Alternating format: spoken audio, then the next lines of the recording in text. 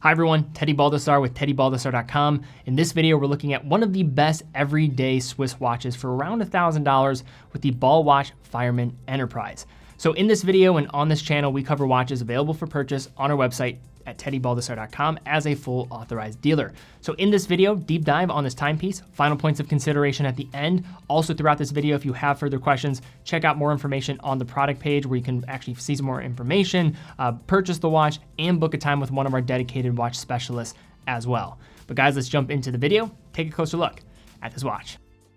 When thinking of watches around $1,000 from the Swiss-made perspective that can pretty much handle anything you throw at it, I would imagine most people aren't going to be quick to mention the watch that we're going to be looking at today. However, it probably should be mentioned quite a bit more than it is. And that is with the Ball Fireman Enterprise.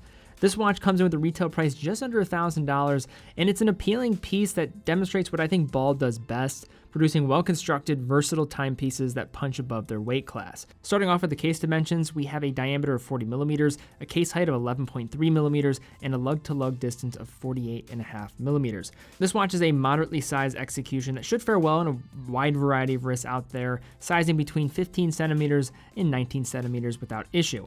As far as the design philosophy goes, it leans more into the casual dress look than some sportier, bulkier cases that Ball often produces with, say, the Hydrocarbon or Roadmaster collections, although it's perhaps not as dressy as something like the Trainmaster or Eternity, carving a nice balance between those divergent styles. As nearly with all Ball watch models, the level and quality in finishing on display is beyond what you might expect for $1,000. This Fireman exhibits a lovely combination of soft brush interior surfaces and angular polished chamfers sweeping along the tops of the flared out lugs.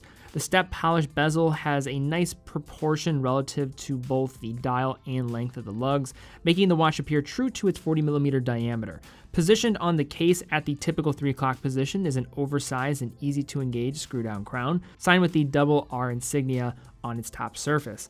Operations are straightforward as it unscrews into the first position when you can hand wind the automatic RR1103 movement within. We'll talk more about that movement later. From there, you can adjust the date in the secondary position while changing the time at the furthest out crown position, where a hacking second feature affords you the opportunity to set the time with precision. The crown, when securely screwed in, along with the case back, provides 100 meters of water resistance, offering real-world utility despite the casually elegant design of the case and bracelet. This is not surprising though if you follow Ball watches, as their dressier models are still engineered at a very high level. Installed between the 20 millimeter lugs is a stylish, if not uniquely designed bracelet featuring brushed U-shaped links with polished intersections. The available sizing links are plentiful, including a pair of half links, all of which are secured together with long screws rather than push pin or split pin configurations that is almost always the case in this price range. The bracelet does not taper as it moves towards the hidden butterfly clasp, identified only by the Ball name engraved across the terminal link. There are no push buttons to release the clasp, which requires you to pull it down from the sides in order to open it up. This can cause some issues, and it doesn't have the most luxurious feel in terms of the snapping motion of unpulling it, and might be more susceptible if you do yank it in certain instances to actually come undone. But this is now really thinking of a cautionary tale. This is not something that I saw happening in practice by any means, but just one of the risks that comes in when you're dealing with these more forced to release type of configurations. With the real effort that's required to open this one up, it does offer also, in addition, some audible clicking when it's locked into place. To optimize the comfort and breathability, have nice spaces between the links to a fine degree, at least for the execution here, and you're also getting brush finishing on the underside of the bracelet. Overall, this is a very solid bracelet configuration and an impressive execution, especially for $1,000. Making our way over to the dial, we are first met with a slightly convex, AR-coated sapphire crystal, which provides visual access to the deep black dial surface within. The surface has a very fine texture to it that does a good job of dissipating light, much in the same way a brushed metallic surface does. This is helpful in sunlight, where the dial softly brightens up across a large area rather than having well-defined bright areas of glare that can happen on glossier dials. In totality, the layout of the dial is straightforward, focusing on legibility while utilizing the brand's signature micro gas tubes as the primary dial elements.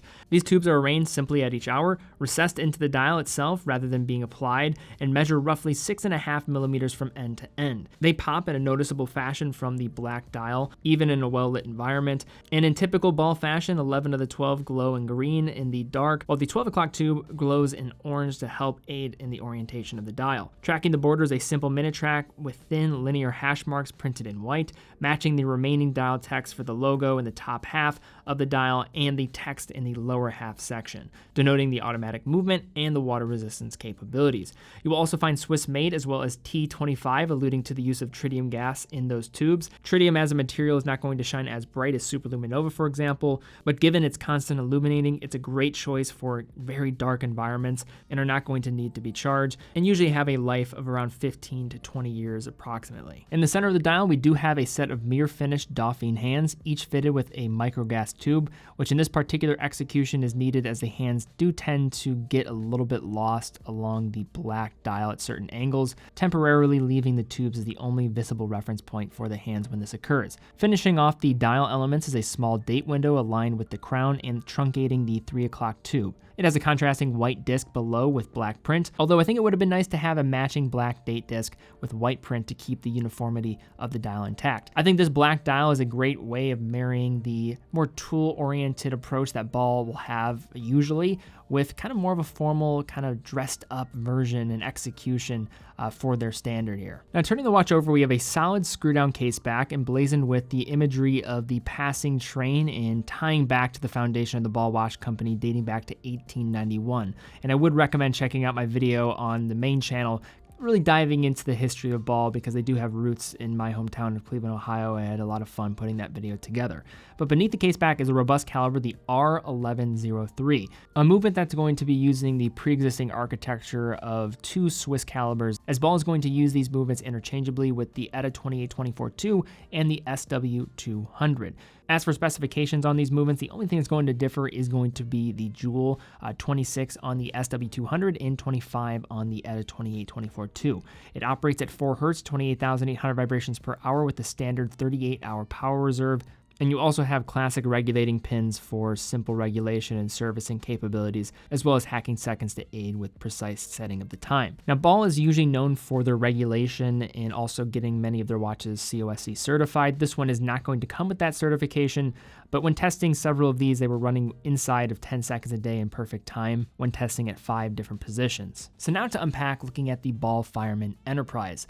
Speaking back to that point at the beginning of the video, for all the watches that are available for $1,000 on the market, when you think of maybe the first that come to mind, I don't believe this is the one that many consider, but I think it should start getting a bit more love. Now, when I look at Ball and I think about what they probably do best, it's more these tool-oriented watches, and this is in a price range at $1,000 that's typically on the low end of what I'm used to seeing from the brand. But this one is probably one of the more uniquely and better packaged offerings from the brand. It's a little bit more bare bones and it's not as daring in its concept and what it's going for. For some, that might be good news, to be honest with you, because they do have a bit more of a eccentric type of execution in many of their watches. But this has everything going for it to be a great everyday contender for $1,000. Wearable case, 100 meters of water resistance, well-finished case and bracelet to go along with it, reliable movement on the inside, and some cool use of tritium on the dial, and not being as prominent in its use as some other executions from the brand. Legibility in light and dark might be a concern for some. Tritium is not going to be a material that everyone's going to love. Some people are just going to detest it and want superluminova. Also, because of just how the hands have the same matching gas tube and width on those handset, it can sometimes get a little bit lost at certain angles, but this is kind of a minor detail when it comes to that point of legibility. But overall, this is just a solid, another consideration at $1,000 for an everyday watch that probably should be getting a bit more love.